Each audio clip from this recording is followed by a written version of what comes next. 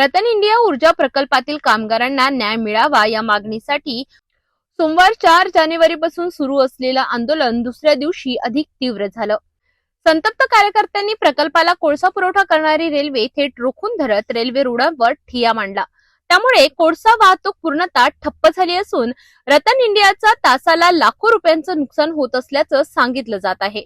दरम्यान आंदोलनकर्त्यांनी प्रकल्पाचे चारही प्रवेशद्वार बंद करत व्यवस्थापनाविरोधात जोरदार घोषणाबाजी केली।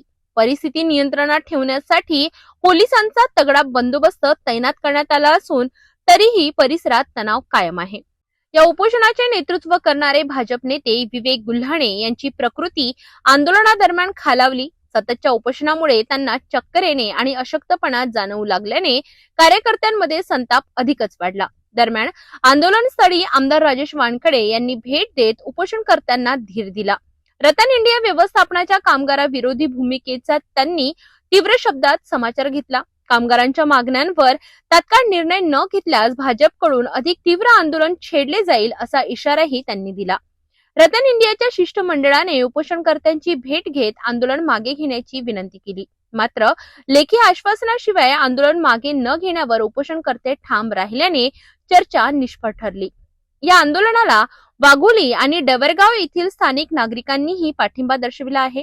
प्रकल्पातून उडणाऱ्या राखेमुळे नागरिकांचे आरोग्य धोक्यात आले असून रोजगाराच्या नावाखाली अन्याय होत असल्याचा आरोप नागरिकांनी केलाय।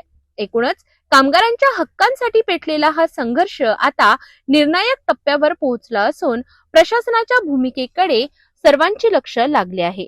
मी अजय गुल्हाणे, भाजपा तिवसा शहर अध्यक्ष।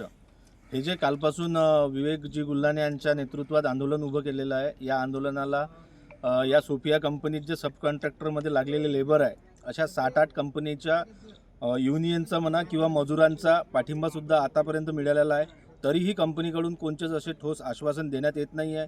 ते वरवली फोनवर सांगत आहे किंवा अशी स्टॉकिंग करत आहे, पण लिखितमध्ये कोणीच देत नाही आहे। याच्या निषेधार्थ आज आम्ही यांच्या कोळशाच्या गाड्या आणि यांची रेल्वे लाईन ही बंद केलेली आहे। मी तालुका युवा मोर्चा अध्यक्ष विजय भुयार, जो आमचा रतन इंडिया पॉवर प्लांटच्या समोर आमरण उपोषण व ठिय्या आंदोलन सुरू आहे त्याचा आजचा दुसरा दिवस। काल आम्हाला कसल्याही प्रकारचा प्रतिसाद रतन इंडिया पॉवर कंपनीच्या प्रतिनिधीकडून मिळालेला नाही।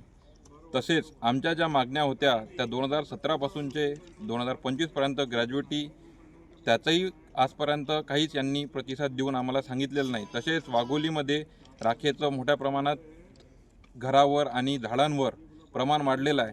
त्या बाया पण आज आमच्यासोबत उपोषणाला बसलेल्या आहे। आज आम्ही सर्व इथे येऊन त्या दगडी कोळशाच्या ज्या ट्रेन आहे त्यांच्या त्या अडवून आमचा निषेध व्यक्त करत आहे। धन्यवाद।